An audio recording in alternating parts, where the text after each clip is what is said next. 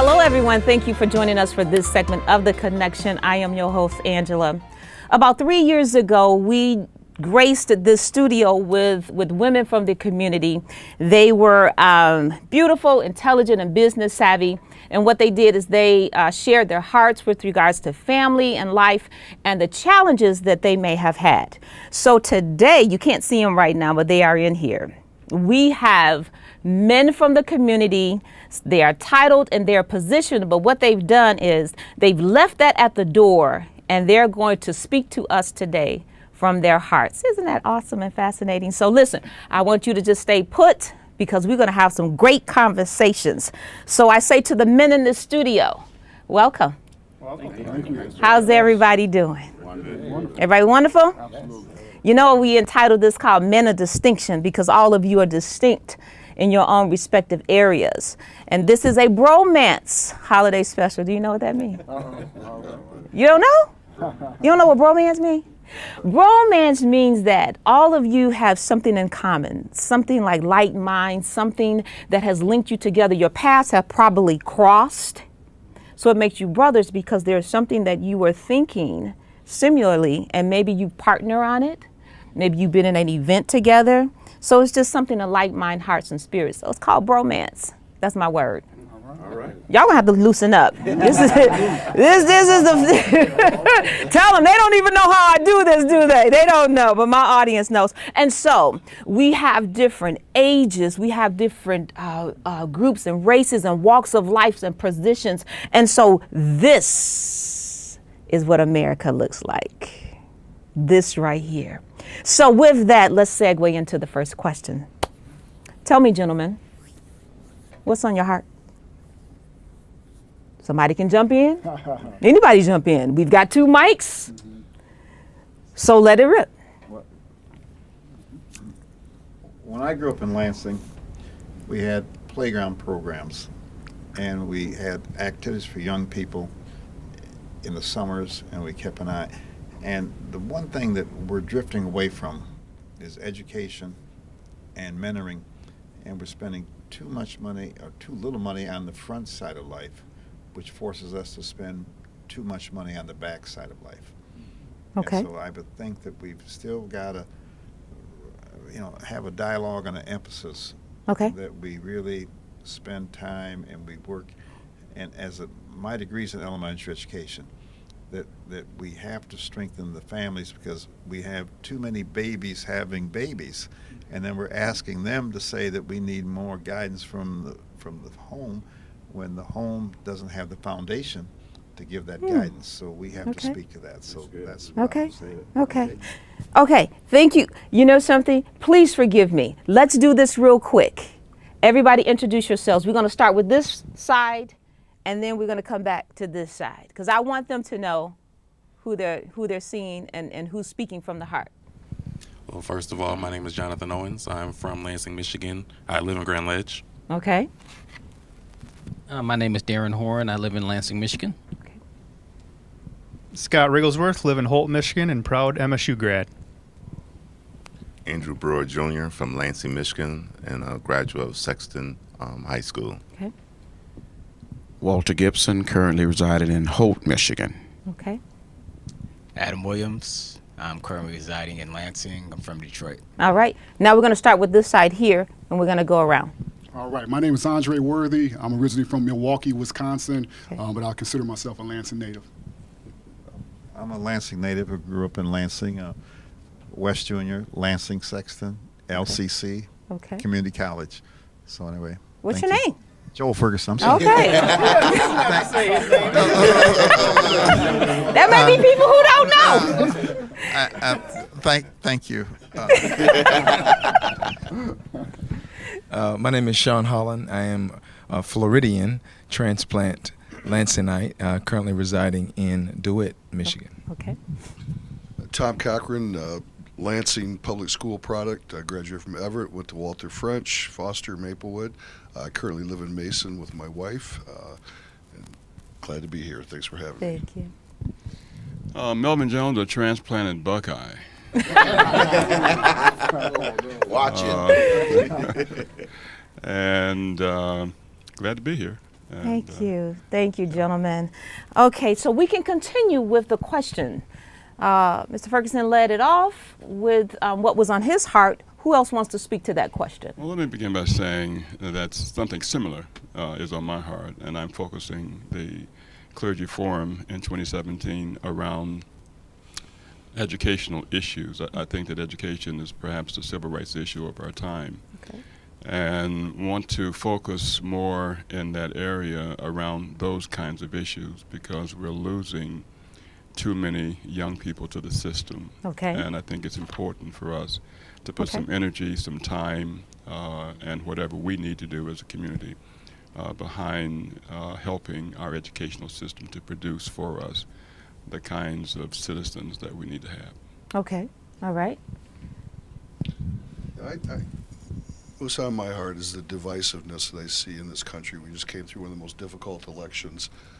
Being an elected official and seeing some of the legislation that came through and they're attempting to get passed, and to see this divisiveness and this anger that's out there, and I think that we need to come back to our roots, to our communities, and as these gentlemen were saying, I think we need to find a way to support young people. And I mean, they're our future, and we have to find a way that, you know, with our public education system and support that. And so many young people today are graduating from college with enormous debt, and it's really difficult. And so we need to do all that we can to support our families, our young people, and I hope that we can get there. I mean, this is the 21st century, and we need to continue to move forward and support each other. So how do we do that? How do we do that? How do we, tackle this educational heart matter? How do we tackle or handle what you said regarding the divisiveness, that has occurred not only, nationally, but let's bring it home. Let's bring it home, right to your door, right to your neighbor. What does that look like? I think we need to go back to, as Joel made mention to, is the community being a part of the educational process. It is not, the teacher's responsibility to really educate our children. That's the parents' responsibility. And we need to go back to, parenting and mentoring children who may not have the opportunity to have parents in the home. And so we need to go back into the schools, and we need to make ourselves available. We need to be a community again and care about the next generation. Okay. Your next generation is sitting here somewhere. Well, I have my response, and I just want to say I'm honored to be among great men. So then, as far as working with the community, and working out right now, I currently work at the hospital, and I'm trying to bridge the gap. I also work in the community, so I'm trying to bridge that gap between the community and corporate. I'm in IT as well, so I work with a lot of administrators. I'm always asking them, what can you do to use your skill your degree towards helping the community. So, for example, the Homeless Angels, they have a lot of involvement in the community, as well as Boys and Girls Club. So I asked one of the volunteer coordinators at the hospital, who was great at pulling in volunteers, to use their skill or even consult with the Homeless Angels on how they can bring in, some more volunteers.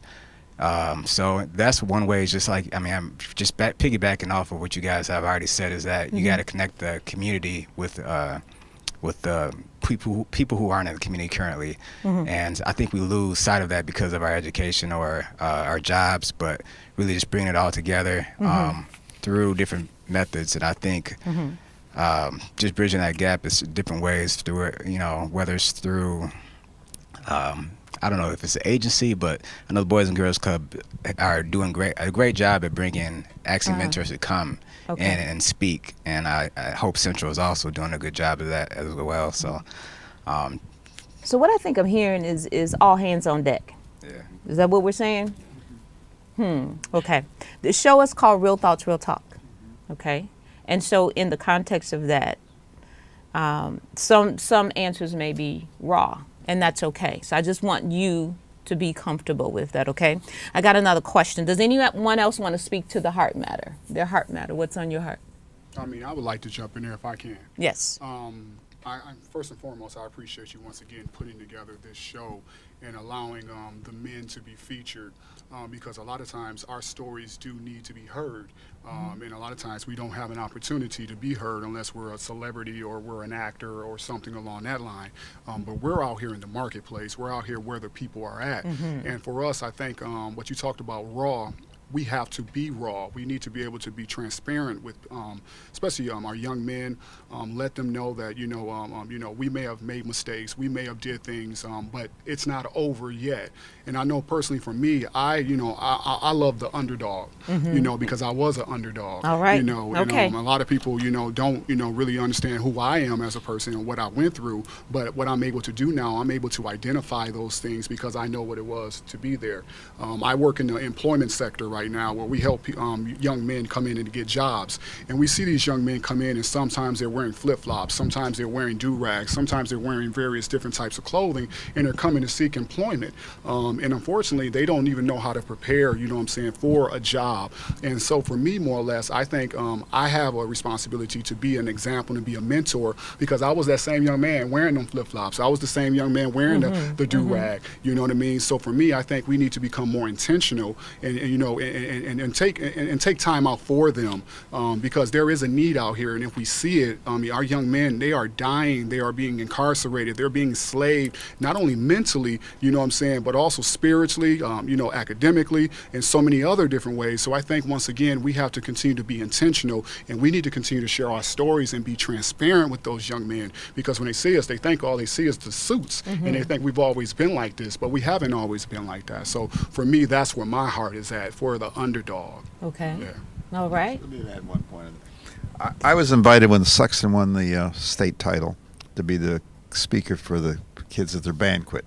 And I asked them, how many of you want summer jobs? And they all raised their hands. And I said, what's the one thing when you're looking for a job that you have to make certain that you have? And they all looked at me, and I said, a belt. No one's going to hire someone whose pants are all down. And that's what I'm talking about, this mentoring. And I said, what's the one way that you can tell an employer right now that you're not looking for a job? And they looked at me. I said, tattoos on your neck. And what I'm trying to say is you have to know how to dress and communicate with those you're trying to impress. And that's why I'm saying that one of the things that our communities need is more mentoring. If you recognize that babies having babies don't have the foundation to give the things from the home, then we have to have more from outside the home out there speaking and telling individuals what they need to have. And that's just going on what you're saying as far as employment. Okay. So, and I also think one of the things that we as men, we're sitting around here and we can look at each other, we respect one another, but other men need to recognize that when it comes to being a mentor, you don't have to think any lower of yourself because you may not have titles in front of your names or behind your names. All you have to do is be a humble man, someone with a pure heart, and that you are able to give your time to someone. That's the most valuable thing. When I think about this holiday season, I think about when I was growing up, and I tried every holiday season, I try to remember a Christmas gift that I got when I was maybe 10 years old, 12 years old, and I can never remember any of those gifts. But what I can remember are the coaches, the people, the men in my life who took time to spend with me, and I remember those times more than I remember any Christmas gift. And so I believe one of the things that we have to do that's on my heart is encouraging men that if you just give your time to at least one young man, speak with them about the importance of wearing a belt. That you're not going to be able to get a job without wearing a belt. And some of these young men, they don't even know how to tie a tie. And so a lot of times we think that, we have to give them so much, but it's just the little things that can change a person's life. Okay. It is. To me, it's economics. It comes down to jobs, and that's is such a big part of it. Like Sean said, with family and being able to support these young people. But the problem with that is that so many people are struggling, working 2-3 jobs to provide for their family, and yet in this country, the wealthiest country in the world, we have people having to work multiple jobs, and so unfortunately, the father's not home or the mother's not home when the child. I grew up, my mother was at home, because Okay. I grew up in the 50s and the 60s. She went to work eventually, but she was home until I was in high school because they could afford that. Now people can't afford that. Okay. And they're having to work 2 or 3 jobs. So when that child comes home from school, mom's not there because she's at work or dad's not there. So You know, that's a great point, Tom. And there's several people sitting in this studio tonight that probably do have some time to be able to give to those families that their parents just don't have the time. Single mother that raising 3 or 4 kids. I can tell you, my wife's a school teacher in Lansing, and I recently participated in Shop with a Cop event, and I got to do it with one of her students. And we've become pen pals to this 6th grade Luton student, and her mom just wrote my wife the other day and said, thank you so much for just doing those little things. And some of the things I put in the letters I write are, I expect you to do well in school, to be respectful to your mom. And I actually think that's resonating with this young lady, and it doesn't take that much time, but it sure sends a huge message to this one young lady in our community that somebody cares. I'm going to listen to what he says, and hopefully that resonates with her going forward. So count on Malone Media Productions for all your professional video needs. Services include sports filming and editing, professional documentaries and presentations, promotional videos and infomercials, job fair and recruitment videos, video consultation and training, portrait videos for all your precious moments, church and business commercials, as well as 4-camera wedding and event filming. Contact Cottrell Malone of Malone Media Productions for a free promotional DVD and quote. I'm going to shift it a little bit, what's on my mind, what's on my heart right now. Of course, family is one of the most important things to me, but when I, coming from Lansing, and then when I see the shift of what's going on in the community, especially on the south side of Lansing, it concerns me. And I think this is when we have to become more aware of men and maybe start speaking up on it. When you see in liquor stores just keep being built in your community, when you see in plasma centers be built everywhere in your community, too, and around the same location, check cashings, and when you see First of America leave, so you're underbanked in this community, then you have to go to the store to cash your check, and some people don't even know that. See, those are some of the things that we need to talk about, and sometimes it's done under. I don't know if we're unconscious of it, we're not aware of it, but if we allow it, it will destroy our community. And one thing I remember when I was a young man, I started reading a Malcolm X biography, and he was talking about when you go to the store and you spend money with those people, certain people, whoever it is, and they take that money out of the community into their community, your community, sooner or later, is going to deplete your community, and they're going to build up their community. So we have to be familiar with that and come aware of that and be more conscious of it. And I see South Lansing is real concerning right now. Okay. And that's where my heart is at. Let's go with that right there. We've heard that time and time again. Make the dollar turn at least 7 times in your community. But yet over the years, that's not happening within our community. Why is that? We have the information. We've heard it. Why aren't we doing it? Why aren't we turning that dollar in our communities? I want you to ponder that, and I'll come back to you. All right. As a father, a grandfather, some of you, as an uncle, and as a friend, what has been the most difficult conversation that you've had to have with your peers, with those that you talk to? What's the most difficult conversation here of late, if you don't mind sharing that you've had to have, maybe with your son, maybe with someone you mentor, maybe with a friend, maybe just talking amongst as colleagues?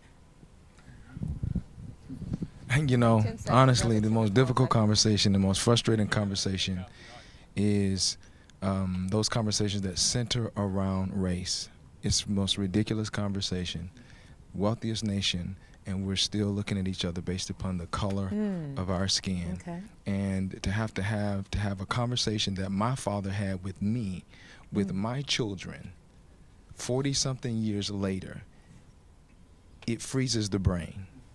And I have to tell my son the same thing my father told me and other African American or minority fathers. That hurts. You think at some point maybe we've progressed incrementally. And recently I had to have that conversation with my son, who wanted to walk out of the house late at night. And it hurt me to have to remind him hey, there's not a lot of us in the neighborhood, and I can't guarantee how people might perceive you. So no, you can't go. And I just thought in my mind, man, I'm restricting his, but I'm protecting him as well. So I think that, and then the other thing is most people don't even understand what racism is. If you can't, if you don't have the power to hold somebody down with your racism, then that's not racism. If you're on the bottom, then you can't hold anybody down because you're on the bottom. And for people who have the power, who have the influence, to try to get them to understand what it is and how their actions hold classes of people down is very frustrating. Okay. All right. Anyone else want to chime in with that?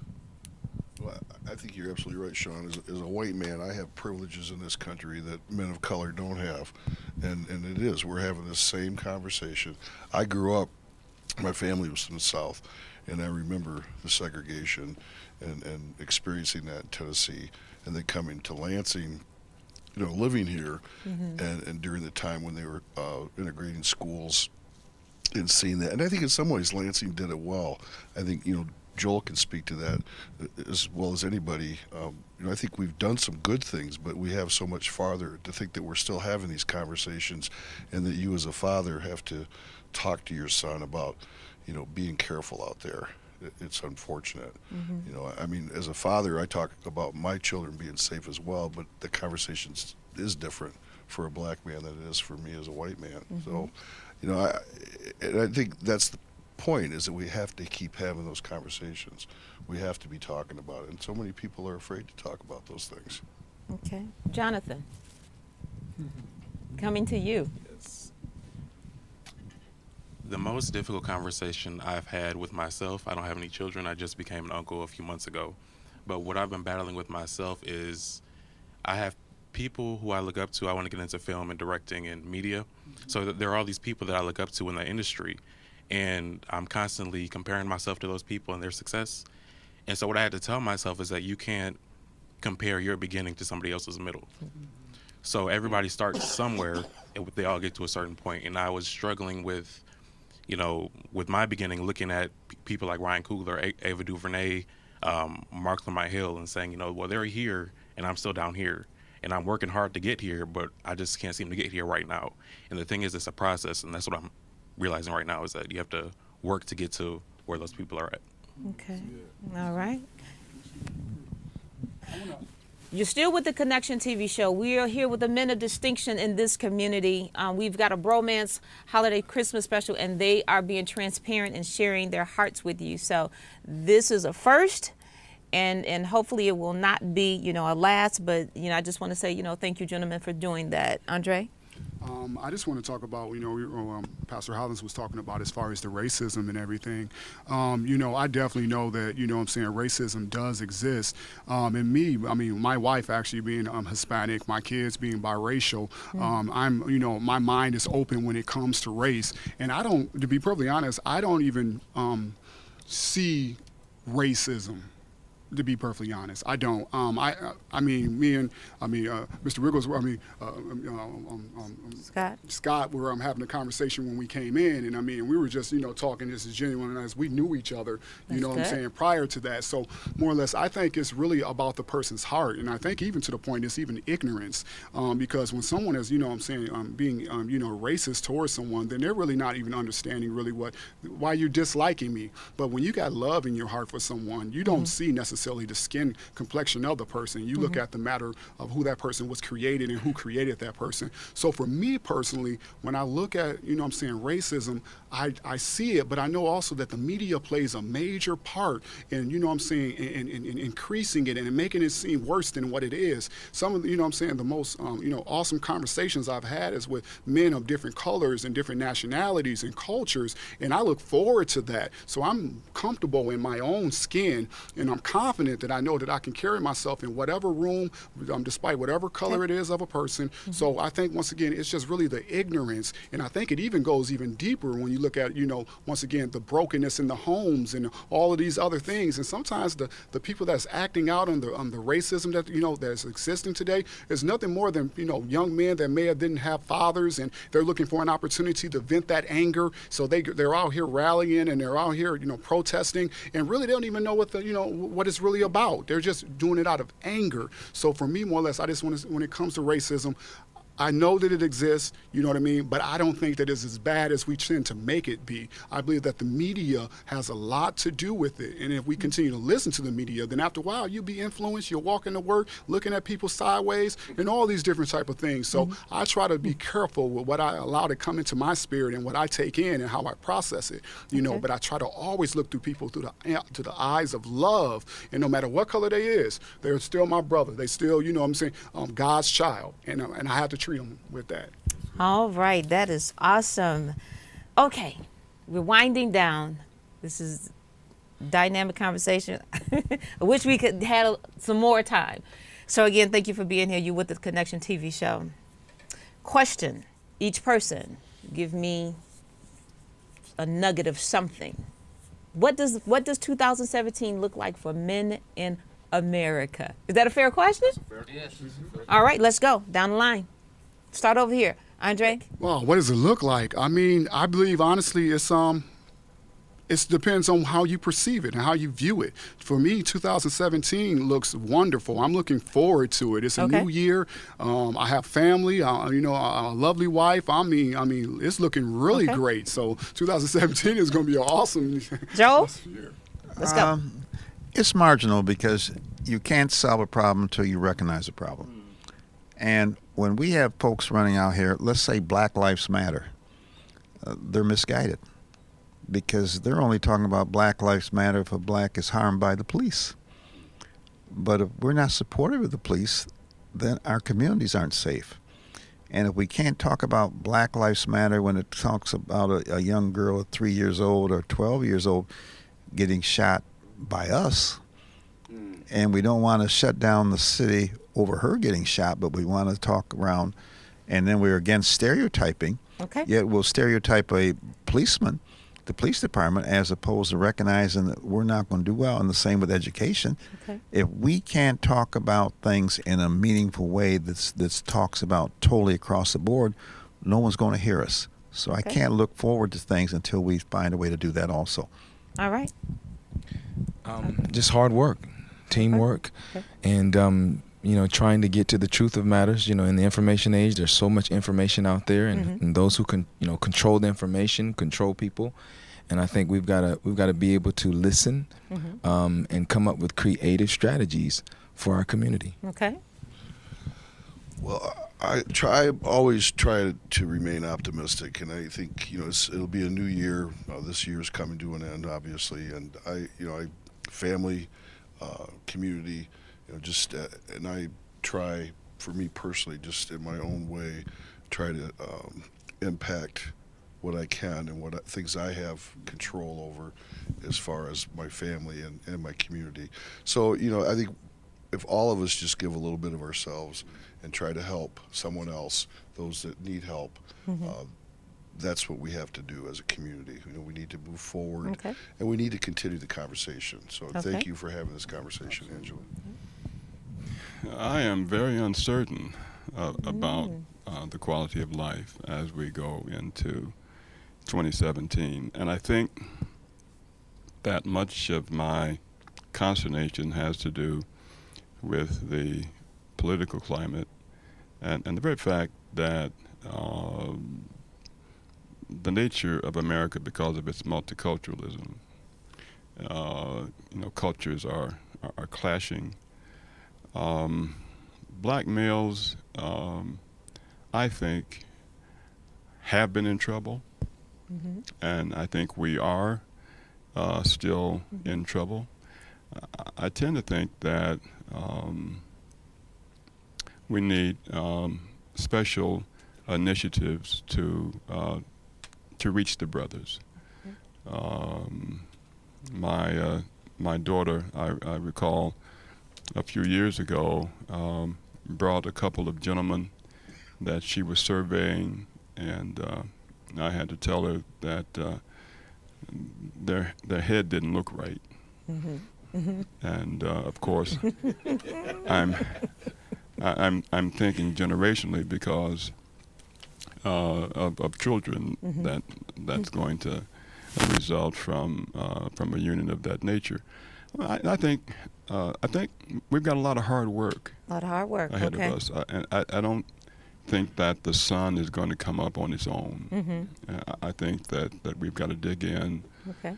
and really do some hard work to raise the standard. Mm-hmm. And as far as I'm concerned, the political climate and the White House has really lowered what I call a standard. Okay. And I'm hearing, youngsters talking now about what they don't have to do now based upon that kind of imaging that they're receiving nationally. So I think it'll play a role in the difficulty of what we will be facing in 2017. All right, Adam, and then we're going to come back here to Jonathan. 2017, I think the key thing is that, stories change hearts. So this right here is going to reach people that are listening.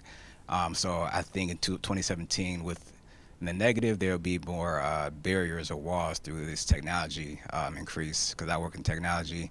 That includes, these virtual reality technology, the headphones, walking around headphones, all the different things that kind of create barriers, the independence that's through social media. But in the positive side, I think there's things like My Brother's Keepers that's currently working in progress to create those, what you talked about, those atmospheres for communication and mentoring, as well as, I know Church Greater Lansing is also working towards that, bringing youth leaders, and senior pastors together and Christian leaders together around different topics in the community. So more of that. Also Love Your Block, or Block by Block, that the mayor is working on. There's a lot of different things going on. I think just as those entities are growing, that's going to be like the combatant against the independence that's going on right now, I think, through technology. So. Okay. All righty. Jonathan, and then we're going to end with Pastor Keith. Well, 2017 for men, I think, will be fine. I think it's always been pretty fine for men, but I think in 2017, in the wake of this election, we need to be there for our women. All right now. Yeah, I agree. I was going to go there, but I'll add to that. I think as a community, we need to come together, men, women alike, and as a people, black, white, Hispanic, just as a people, come together and let our voice be heard. I think this election, we had a chance to send a message, and we missed it. Personally, okay. I think we had a chance to send a message. It's not going to be Democrat. It's not going to be Republican, and a lot of people that I've heard talk to, they just didn't believe that an independent could win the election. So they went with the lesser evil, whoever that may have been, in their eyes. Okay. But 2017 is going to be what we make it. If we get out there in our communities, help out, get in the schools, elementary, junior high, get them at that age, talk to them, mentor them, teach them, show them the way. To see us coming into the schools, give them hope. Okay. I think we could change 2018, 2019, 2020. Okay. I think 2017 is filled with hope, and the reason I say that is, especially with our youth, I think our youth is starting to figure this thing out. My wife's a 6th grade teacher. We've got 2 7th graders at home, and I think they're starting to turn to being colorblind, and I think the adults in our communities need to help them get there. But I think our kids are starting to figure this out, and that's hopeful, and it's what I've witnessed both in my wife's class and in my home, and I hope that spreads exponentially through our community. So. All right. Okay. Andrew. I have a lot of concern. Mainly, the main concern I have, especially in the African American community, is when I see the men my age not being active in their community, and when I see the men of Mr. Ferguson and all those, like Mr. Walker, and them type of guys who didn't have any organizations, but they took responsibility for their communities, and especially their families and themselves. That's been lost. So what I see now is that men really have to take care of themselves, learn about family values, and then reach out in the community. So if that comes, there could be some hope. For me, 2017 holds great hope and optimism, but I believe when it comes to men, as we look around this room here, we have different races of people, and I can't look over that my buddy here, he's a white man. My brother here, he's a white man, and I can't say I don't see that color. I do see that color. But the object of manhood is to not look at differences and demean someone for the differences, but to appreciate the differences in one another. So as men, as we could take the leadership roles, showing our young people, our women, our children, that different is not wrong, different is just different. And I believe if we take the leadership role in that, then we can make, our country, we can make this world a better place. Awesome.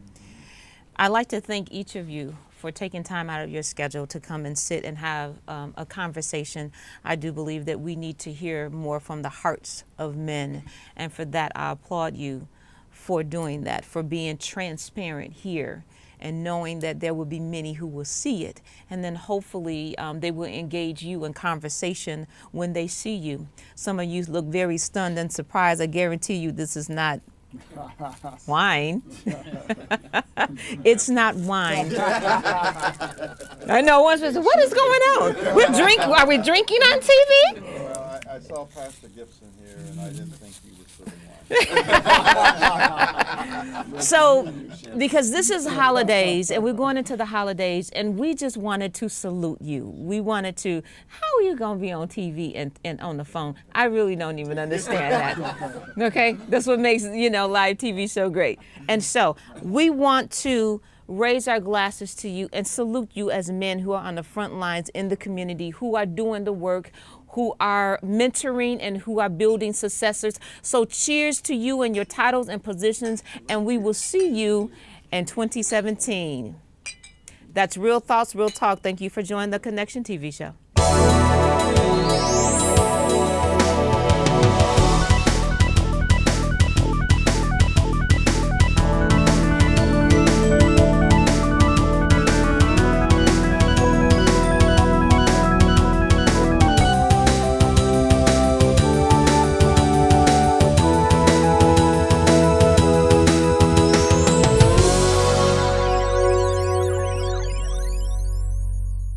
Count on Malone Media Productions for all your professional video needs. Services include sports filming and editing, professional documentaries and presentations, promotional videos and infomercials, job fair and recruitment videos, video consultation and training, portrait videos for all your precious moments, church and business commercials, as well as 4-camera wedding and event filming. Contact Cottrell Malone of Malone Media Productions for a free promotional DVD and quote.